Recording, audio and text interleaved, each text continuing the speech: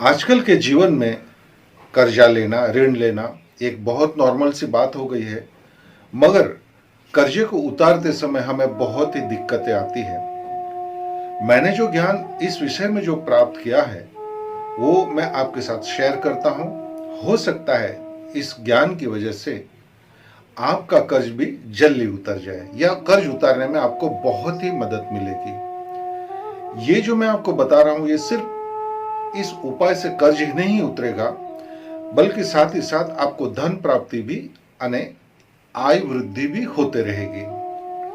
दोस्तों देखिए, सबसे पहले हम शुरुआत करते हैं। कर्जा किसी भी प्रकार का हो, चाहे आपने बैंक से लोन लिया हो या पर्सनल लोन लिया हो, यारी दोस्ती में, रिलेटिव्स में, किसी से भी लोन लिया हो आपने, चाहे वो परसेंटेज वाइज हो, फ्री में लिया हो, अपनेपन के भाव में लिया हो, लेकिन कर्ज जब भी उतारना होगा तो ये जो मैं उपाय बता रहा हूं उसके ऊपर आप ध्यान दीजिएगा, आपको बहुत ही फर्क गिर जाए। दोस्तों सबसे पहले आपने क्या करना है, आपने जिससे ऋण लिया है या कर्ज लिया है, उस व्यक्ति को आपने जब भी ऋण देना है यानी लौटाना है, तो आपको केवल मंगलवार को चूज करना होगा, यानी ट्यूसडे को। किसी भी तरह सूर्योदय से लेकर शाम सूरज ढल जाए, संध्या काल हो जाए, उस बीच में आप ये ऋण को चाहे जितना भी आपकी चुकाने की मर्जी हो, थोड़ा थोड़ा ही सही, लेकिन ऋण जब भी उतारो तो आप ट्यूसडे को यानी मंगलवार को ही उतारें। दूसरी बात, आप मंगलवार को भोलेनाथ महादेव के मंदिर में जाकर जो साबुत मसूर होते हैं, जो अक्खे गोल दाने जैसे होते हैं, लाल कलर के मसूर, उस मसूर को आप थोड़ा सा शिवलिंग पर चढ़ाते हुए एक मंत्र का जप करें, ओम ऋण मुक्तेश्वर महादेवाय नमः।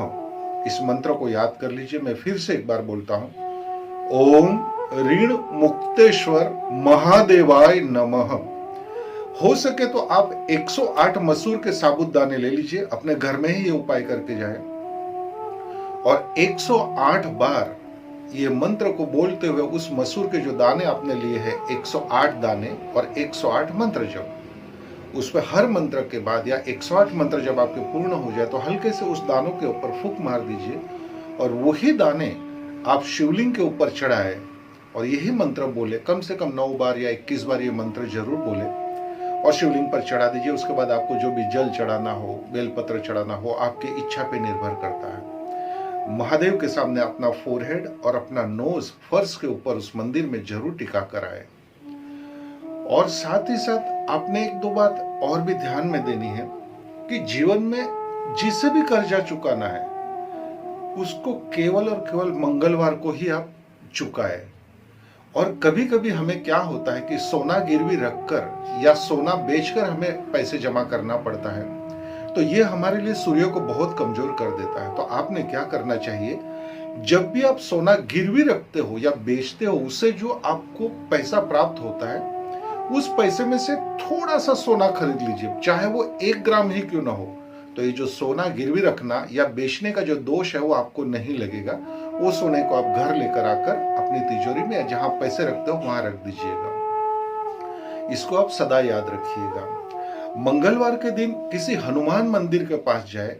मंगल के देखिए 2 रूप होते हैं, एक सात्विक रूप होता है, एक तामसिक रूप होता है। जो सात्विक रूप है वो हमारे हनुमान जी है, बजरंग बली है। तो आप किसी भी मंगलवार को बजरंग बली के मंदिर में जाए, उनके पास खड़े रहकर नतमस्तक हो जाए और वहां की जो जमीन की मिट्टी है वो उठाकर अपने माथे पे या अपने हृदय पे जरूर लगाए और प्रार्थना करें। यदि आपने किसी से जो ऋण लिया है और आप चुका नहीं पा रहे हो, सामने वाला व्यक्ति आप पे बहुत ही नाराज है, तो ये मंगल का तामसिक रूप होता है। तब आप भैरव जी के मंदिर में जाए और रविवार को या मंगलवार को वहां जो भी डॉगीज होते हैं, कुत्ते होते हैं मंदिर के आसपास, उनको जलेबी खिला दीजिए। आप चाहे 1/4 किलो ही जलेबी ले लीजिए या 100 ग्राम ही ले लीजिए।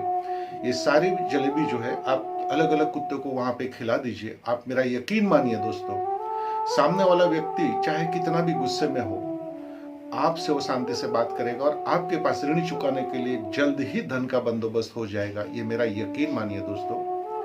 ये लगने में बहुत छोटा लगता है ये प्रयोग, लेकिन आप ये प्रयोग करके देखिए। मैंने कई लोगों पे आजमाया है, मैंने स्वयं पे भी आजमाया है, इससे काम होता है। यानी कि आप जब भी ऋण चुकाओ तो मंगलवार को ही पैसा दीजिए। मंगलवार को कभी भी किसी से ऋण मत लीजिएगा।